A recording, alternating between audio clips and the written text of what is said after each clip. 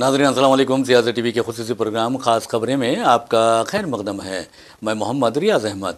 नाज़रीन, आप अच्छी तरह जानते हैं कि हम अपने हर प्रोग्राम का आगाज़, चाहे वो ब्रेकिंग न्यूज़ हो, ख़ास खबरें हो या फिर खबर ख्याल हो, उसका आगाज़ प्यारे नबी सल्लल्लाहु अलैहि वसल्लम की हदीस मुबारक से करते हैं। और आप ये भी अच्छी तरह जानते हैं कि रोज़ाना सियासत हर रोज़ अपने सफ़े आखिर पर एक हदीस मुबारक शाये करता है, जिसका मकसद आवाम की रहनुमाई होता है। वैसे में नाज़रीन, हमने एक नया सिलसिला शुरू किया है और वो सिलसिला है आपको चाँद की तारीख से वाकिफ़ करवाने का। तो हम आपको बताते हैं कि आज चाँद की 29 तारीख यानी 29 सफ़रुल मुज़फ़्फ़र 1448 हिजरी है। और जहाँ तक हदीस मुबारक का सवाल है तो आपको बता दूं कि प्यारे नबी सल्लल्लाहु अलैहि वसल्लम का इरशाद मुबारक है, ऐसा इशारा भी हराम है जिससे किसी शख्स को रंज पहुँचे। तो आपने देखा कि प्यारे नबी सल्लल्लाहु अलैहि वसल्लम किस तरह यानी इंसानियत को सबक दे रहे हैं, इंसानियत को दर्स दे रहे हैं और इंसानियत को हुक्म दे रहे हैं कि ऐसा इशारा भी हराम है जिससे किसी शख्स को रंज पहुँचे। यानी एक मामूली इशारा जिससे किसी फ़र्द को रंज पहुँचता है या उसको तकलीफ़ होती है तो ये बहुत दीन इस्लाम में हराम करार दिया गया है। तो बहरहाल नाज़रीन, ये तो हदीस पाक रही और उम्मीद करते हैं कि हम ऐसे इशारे किनाए नहीं करेंगे या ऐसी हरकतें नहीं करेंगे जिससे किसी को रंज पहुँचे, किसी को गम पहुँचे और कोई दर्द व तकलीफ़ महसूस करे। वैसे भी नाज़रीन, जहाँ तक खबरों का सवाल है, आप अच्छी तरह जानते हैं कि हिंदुस्तान में गांधी जी ने किस तरह छूत छात के ख़िलाफ़ तहरीक चलाई। छूत छात के ख़िलाफ़ तहरीक चलाते हुए उन्होंने ये कहा कि इंसानियत तो सबसे अहम होती है, सबसे बरतर होती है, सबसे बाला होती है। लेकिन आपको बता दूँ कि जहाँ तक आपको बताने का सवाल है, तो जहाँ तक ख़बरों का सवाल है तो आपको बता दूं कि छूत छात से बचना बहुत ज़रूरी है, वरना आप देखेंगे कि अदना आला ने हिंदुस्तान को तबाह व बर्बाद करके रख दिया है। और आपको ये बता दूं कि जहाँ तक इंसानों का सवाल है, तमाम इंसान बराबर हैं, क्योंकि तमाम इंसानों को अल्लाह ने पैदा किया है और ये कुदरत का कमाल है। और आपको ये बता दूं कि खुद ने कुरान मजीद में इंसानों के बारे में कहा गया कि लक़द ख़लक़नल इंसाना फ़ी अहसनि तक़वीम, हमने इंसानों को बेहतरीन सांचे में ढाला। तो अब हमने इंसान को बेहतरीन सांचे में डाला, तो आप अंदाज़ा कीजिए कि यहाँ ये नहीं कहा गया कि कौन अदना है कौन आला है। तो बहरहाल दीन इस्लाम सबको एक नज़र से देखता है कि सब में खड़े हैं महमूद अयाज़, ना कोई बंदा रहा ना कोई बंदा नवाज़। तो आपको बता दूं कि सदर कांग्रेस मल्लिकार्जुन खड़गे के साथ एक बहुत बुरी हरकत हुई है। और आपको ये बता दूं कि इस हरकत ने आरएसएस और बीजेपी की ज़हनियत आश्कार कर दी है। ये मैं नहीं कह रहा हूँ बल्कि प्रियंका गांधी कहती हैं और वो कहते हैं कि हल्द्वानी यानी उत्तराखंड के एक मुकाम है हल्द्वानी में आपको बता दूं कि आरएसएस वहाँ पर बीजेपी का भी ज़ोर है, आरएसएस का भी ज़ोर है। लेकिन 8 अगस्त को मिस्टर मल्लिकार्जुन खड़गे ने उत्तराखंड के हल्द्वानी में वाक़े रामलीला मैदान में विजय शंखनाद रैली से खिताब किया। और आपको बता दूं कि जैसे ही वो दिल्ली आए उसके बाद चूँकि मल्लिकार्जुन खड़गे जो हैं वो एससी से ज़ात से ताल्लुक़ रखते हैं और दलित हैं, तो ऐसे में आपको बता दूं कि एक दलित का वहाँ पर खिताब करना बीजेपी वालों को, संघ परिवार वालों को बहुत बुरा लगा। और फिर आपने देखा देखते ही देखते वहाँ पर उसकी शुद्धिकरण की गई, यानी उस मुकाम को पर पूजा की गई, उस मुकाम को साफ़ सुथरा किया गया, उस मुकाम को पानी से धोया गया, उस मुकाम को गंगा जल से धोया गया, उस मुकाम को दूध से धोया गया। इस तरह की इत्तलात आ रही हैं। ऐसे में आपको बता दूं कि बहुत तकलीफ़ हुई है मल्लिकार्जुन खड़गे को, जो कि कायदे अपोजिशन है राज्यसभा में। और आप अंदाज़ा कर सकते हैं राज्यसभा में अपोजिशन की वो रहनुमाई कर रहे हैं। लेकिन अफसोस की बात है कि हिंदुस्तान की सबसे कदीम पार्टी का सदर के साथ इस तरह का सलूक किया जाता है तो कितनी शर्म की बात है। ये हमारे वज़ीर आज़म नरेंद्र मोदी के लिए भी शर्म की बात है, हमारे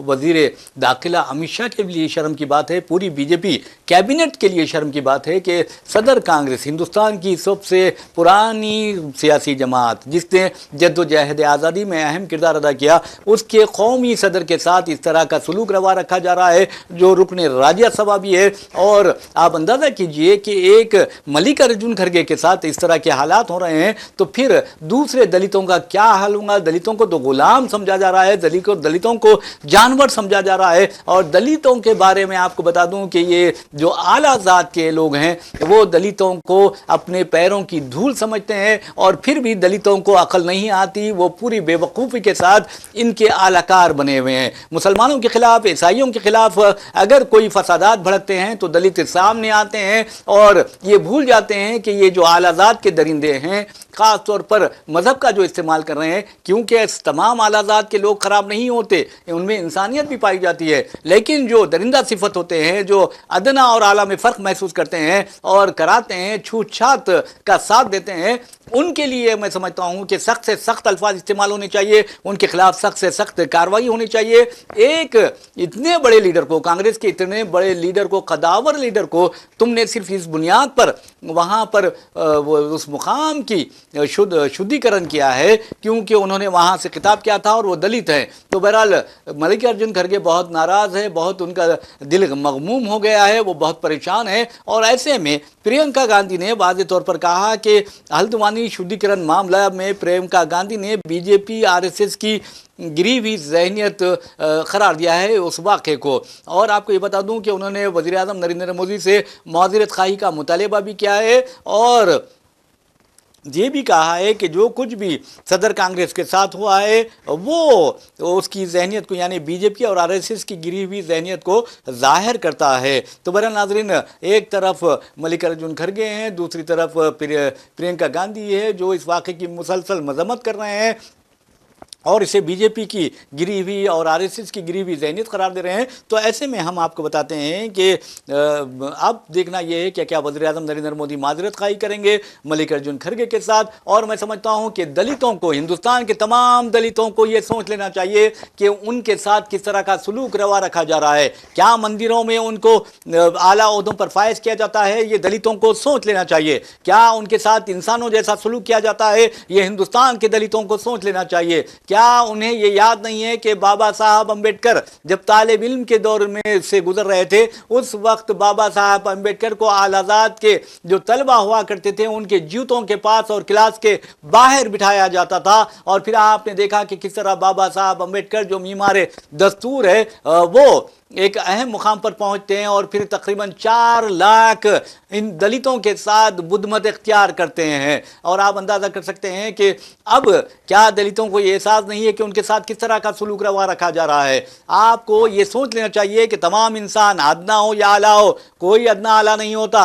इंसान के जो कैरेक्टर होते हैं वो इंसान को अदना और आला बनाते हैं। इंसान के जो गुड डीड्स होते हैं, अच्छे मामलात होते हैं, जो नेकी होती है, भलाई होती है, वो इंसान को आला और अदना बनाते हैं। तो अगर कोई दलित के अखलाक अच्छे हों तो मैं समझता हूं कि आला ज़ात से वो लाख दर्जे अच्छा है। तो कहने का मतलब ये है कि इस अंदाज में इंसानियत को जो नुकसान पहुंचाया जा रहा है वो बहुत ख़तरनाक है। आप अंदाज़ा कीजिए कि एक बुज़ुर्ग शख्सियत है, एक बहुत ही यानी अच्छी खासी उम्र है और हमारे खड़गे साहब की, और आप देखेंगे कि एक ज़ईफ़ शख्स को इस तरह जलील किया गया क्योंकि वो दलित हैं, क्योंकि वो एससी से ताल्लुक़ रखते हैं। और राज्यसभा में उन्होंने अपने खिताब में बहुत ही अफसोस का इज़हार किया और कहा कि जिन लोगों ने इस तरह की कार्रवाई अंजाम दी, यानी शुद्धिकरण किया, वहाँ तत्हीर का अमल अंजाम दिया, उनके खिलाफ कार्रवाई की जाए, उन्हें गिरफ्तार किया जाए और उन्हें SC ST एट्रोसिटीज़ जो एक्ट है उसके तहत उनकी गिरफ्तारी अमल में जाए और उन्हें इबरतनाक सजाएं दी जाए।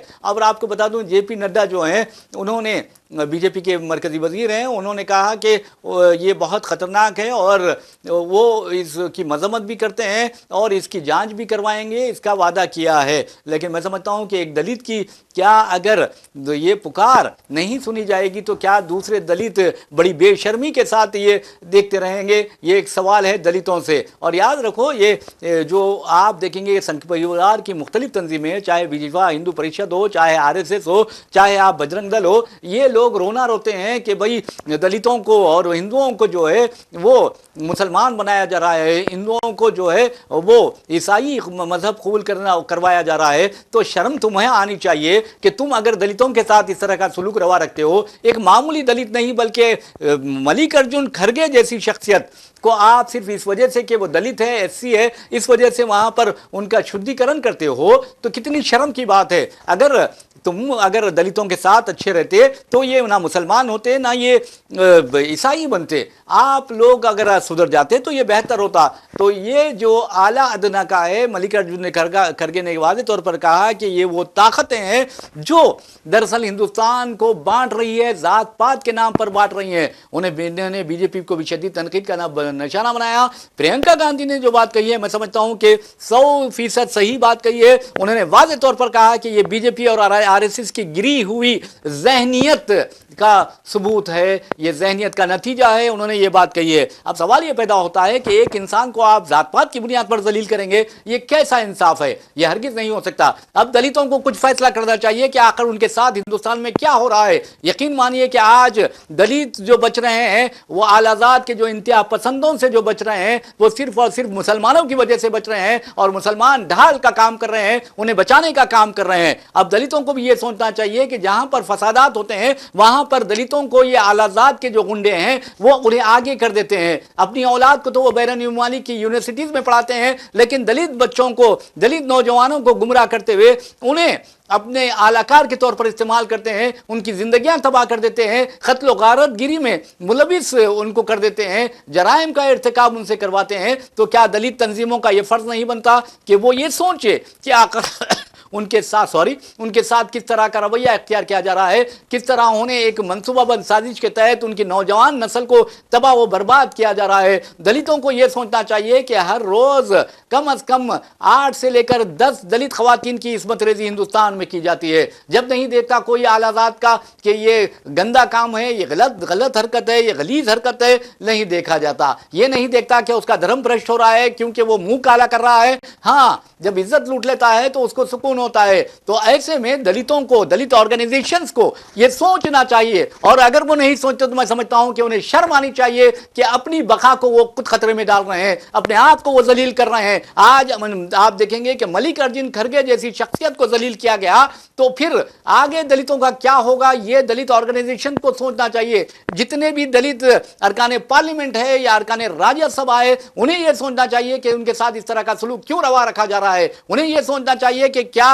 वो इंसान नहीं है, यह सोचना चाहिए। क्या उन्हें मजहबी मुकामात पर जाने की इजाजत नहीं है, यह सोचना चाहिए। अगर आप वोट की बात करते हैं तो कहते हैं कि दलित हिंदू है, लेकिन आज जात पात की बात आती है तो दलितों को बिल्कुल जानवरों की तरह उनके साथ सलूक रवा रखा जाता है। नाज़रीन, आपको बता दूं कि दलितों का इतना बुरा हाल है कि आपको बता दूं राजस्थान में एक 11 साल लड़के ने अपने आला जात के एक ब्राह्मण जो टीचर है उनके घड़े से पानी पी लिया, तो उस टीचर ने उसको इस कदर बुरी तरह मारपीट की कि बच्चा अपनी जिंदगी से महरूम हो गया। ये हाल है। उत्तर प्रदेश का एक वाकया हमने पढ़ा है कि आला जात के कुत्ते को एक दलित ने छू लिया तो उस दलित के दोनों हाथ काट दिए गए। कितनी शर्म की बात है। हमने बिहार में यह पढ़ा है कि एक मेडिकल हॉल पर आप देखेंगे कि एक दलित एक आला जात के हिंदू से बात कर रहा है, आंख नजरों से नजरें मिलाकर, तो उसका कत्ल कर दिया जाता है। एक दलित बिहार में कुर्सी पर बैठकर शादी में खाना खाता है तो उसका कत्ल कर दिया जाता है। हद तो यह है कि एक दलित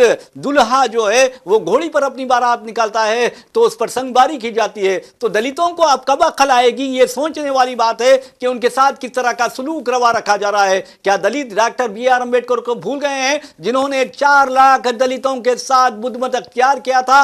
अब मैं समझता हूं कि वक्त आ गया है कि दलित मुंह तोड़ जवाब दें उन आलाजात के लोगों का जो जात पात की बुनियाद पर हिंदुस्तान को तकसीम कर रहे हैं। मिसाल के तौर पर आपको बता दूं कि मल्लिकार्जुन खड़गे ने वाज़ेह तौर पर कहा कि ये वो लोग हैं जो जात पात के नाम पर हिंदुस्तान को तकसीम करना चाहते हैं। तो बहरहाल नाज़रीन, ये बहुत ही शर्मनाक वाक़या है और इसकी मजम्मत की जानी चाहिए। और जैसा कि प्रियंका गांधी ने कहा कि वज़ीर आज़म नरेंद्र मोदी को इस सिलसिले में माफी मांगनी चाहिए, माज़िरत खाही करनी चाहिए और खातियों के खिलाफ सख्त से सख्त कार्रवाई करनी चाहिए। तो बहरहाल नाज़रीन, एक और खबर की जानिब हम आपको लिए चलते हैं। उस खबर का ताल्लुक हैडरा कमिश्नर जो है रंगानाथ AV रंगानाथ से है। आप अच्छी तरह जानते हैं कि हालिया अरसे के दौरान तेलंगाना हाईकोर्ट ने वाज़ेह तौर पर रंगानाथ को ओहदे से हटाने का हुक्म दिया था रियासती हुकूमत को। لیکن ریاستی حکومت یعنی ریونت ریڈی کی حکومت نے اسے بالکل نظر انداز کر دیا. اور اب آپ کو بتا دیں کہ ایک تازہ تحقیر عدالت کی نوٹس جو ہے تلنگانہ ہائی کورٹ نے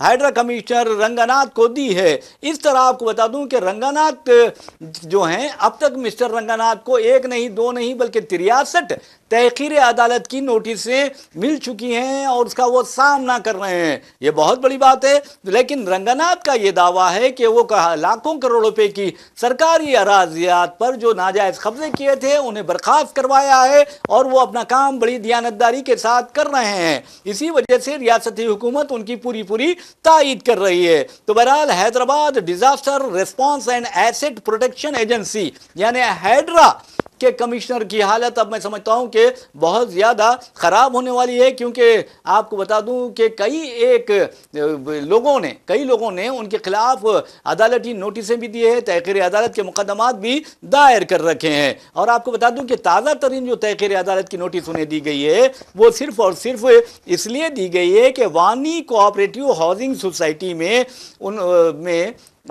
عدالت نے واضح طور پر کہا تھا کہ جون کا تم موقوف برقرار رکھا جائے. لیکن تلنگانہ ہائی کورٹ کی اس یہ حکم کو رنگناتھ نے کوئی اہمیت نہیں دی اور چند وہاں جو اسٹرکچرز تھے، تعمیرات تھے، اسے منہدم کر دیا، جس کے ساتھ ہی رنگناتھ کو تحقیر عدالت کی نوٹس دی گئی ہے. تو بہرحال ناظرین اب دیکھنا ہے کہ رنگناتھ کس طرح ان تحقیر عدالت کی نوٹسوں کا مقابلہ کرتے ہیں، کس طرح سامنا کرتے ہیں اور کس طرح قابو پاتے ہیں اپنے خلاف جا رہے حالات پر. تو بہرحال ناظرین ایک اور خبر کی جانب لیے چلتے ہیں اور آپ کو بتاتے ہیں کہ سی جے پی یعنی کاکروچ جنتا پارٹی کے جو بانی ہیں ابھیجیت دیپ کے، انہوں نے اعلان کر دیا ہے کہ سیزن 2 احتجاج کا سیزن 2 بھی جلد ہی شروع ہو سکتا ہے جنتر منتر پر. اور اس کے لیے انہوں نے امت شاہ کو ذمہ دار قرار دیا ہے. یہاں تک انہوں نے یہ کہا ہے کہ امت شاہ پارلیمنٹ کا سامنا کرنے کے لیے کیوں نہیں آئے، کیوں وہ پارلیمنٹ سے راہ فرار اختیار کر رہے ہیں. اور آپ کو یہ بتا دوں کہ 36 دنوں تک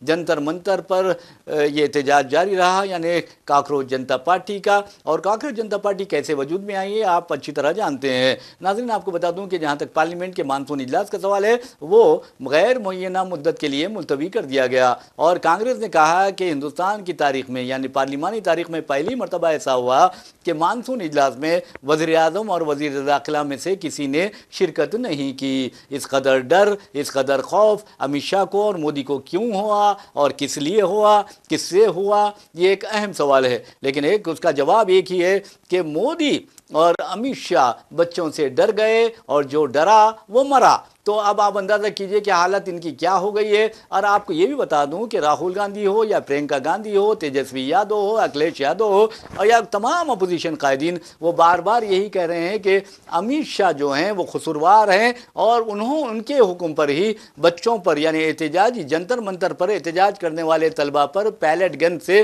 فائرنگ کی گئی اور ان کے ہی حکم پر ریپڈ ایکشن فورس اور دہلی پولیس نے بچوں کو اپنے ظلم کا نشانہ بنایا اور ایسی لاٹھیاں استعمال کی جس میں شوق تھا. اس کے علاوہ ایسی لاٹھیاں استعمال کی جس پر آپ دیکھیں گے کہ کیل لگے ہوئے تھے اور اس طرح کے الزامات یعنی سنگین الزامات عائد کیے ہیں راہل گاندھی نے. اب سوال یہ پیدا ہوتا ہے کہ راہل گاندھی نے یہ بھی کہا کہ اگر امت شاہ قصوروار نہیں ہے، امت شاہ ڈرتے نہیں ہیں، امت شاہ شرمسار نہیں ہے تو پھر آئیے پارلیمنٹ میں اور جواب دیجئے. لیکن امت شاہ گئے اور نہ ہی مودی گئے. امت شاہ کے بارے میں کہا جاتا ہے کہ وہ پارلیمنٹ پہنچے لیکن ایوان میں داخل ہونے سے گھبراتے رہے. آخر کیوں گھبرا رہے ہیں سارا ہندوستان یہ جاننے کی کوشش کر رہا ہے. اور امت شاہ کو بحیثیت وزیر داخلہ اب کانگریس نے یہ مطالبہ کر دیا ہے کہ ان کا استعفیٰ دینا ضروری ہے. اب کانگریس نے یہ مطالبہ کیا ہے. اگر طلبہ آپ اندازہ کیجئے کہ اگر امت شاہ کے استعفے کا مطالبہ کرتے ہوئے دوبارہ احتجاج کرتے ہیں تو پھر امت شاہ کا کیا ہوگا، یہ ایک اہم سوال ہے. ویسے میں ناظرین بہت ہی اندر کی بات ہم بتا رہے ہیں اور بالکل معتبر ذرائع کا کہنا ہے کہ R S S Amit Shah سے جان چھڑانا چاہتی ہے اور امت شاہ کی اہمیت کو کم کرنے کی خواہاں ہے اور وہ نتن گڈکری جیسے جو مرکزی وزیر ہیں ان کو آگے بڑھانا چاہتی ہے اور امت شاہ کا اور مودی کی جو جوڑی ہے اسے توڑنا چاہتی ہے. اور اسے اندازہ ہے آر ایس ایس کو کہ یہ جوڑی گجرات کے ایک مخصوص یعنی لوگوں کو فائدہ پہنچا رہی ہے. یعنی راہل گاندھی نے کیا کہا تھا؟ ہم دو ہمارے دو. ہم دو مینس آپ اچھی طرح اندازہ کر سکتے ہیں کہ امت شاہ اور مودی، اور ہمارے دو کا مطلب یہ ہے کہ اڈانی اور امبانی. اب اندازہ کیجئے کہ اڈانی اور امبانی کے بارے میں جیسا کہ راہل گاندھی نے بھی کہا ہے کہ آخر کس وجہ سے یہ اڈانی کو امبانی کی حوصلہ افزائی کرتے ہیں. اور آپ کو یہ بتا دوں کہ 2014 میں جب انتخابی مہم چلا رہے تھے مودی جی، اس وقت اڈانی کی دولت آپ کو جان کر حیرت ہوگی کہ $3 ارب بھی نہیں تھی. اور آج اگر آپ دیکھیں گے 2014 سے لے کر آج کی تاریخ تک، یعنی 12 برسوں کے دوران مودی حکومت میں اڈانی کی جو دولت ہے وہ تقریباً $90 ارب تک پہنچ گئی ہے. اب اس کے لیے کون ذمہ دار ہے اور اس کے لیے کس کی حوصلہ افزائی ذمہ دار ہے، یہ سوچنے والی بات ہے. اور ایک تلخ حقیقت آپ کو بتاتا ہوں کہ جو ہمارا تعلیمی بجٹ ہے، نیا قومی جو بجٹ ہے، اس میں تعلیم کے لیے 1.40 لاکھ کروڑ روپے بجٹ مختص کیا گیا. آپ ذرا غور کیجئے، 1.4 لاکھ کروڑ روپے بجٹ مختص کیا گیا. لیکن یہ کہا جا رہا ہے کہ مودی حکومت نے اڈانی اور امبانی کی کمپنیوں کو 16 لاکھ کروڑ روپے قرض معاف کر دیا. تو اب اندازہ کیجئے کہ کس قدر حالات خطرناک ہوتے جا رہے ہیں کہ آپ اپنے چاہنے والوں کو، آپ اپنے حمایتیوں کو، آپ اپنے جس کی حوصلہ افزائی کر رہے ہیں اس کے قرض 16 لاکھ کروڑ روپے معاف کر دیتے ہیں. اور یہ بچوں کی جو تعلیم کا مسئلہ ہے، 16 لاکھ کروڑ روپے بجٹ میں اگر مختص کر دیتے 1.4 لاکھ کروڑ کی بجائے، یعنی 2 لاکھ کروڑ بھی بجٹ نہیں ہے ہمارے تعلیم کا.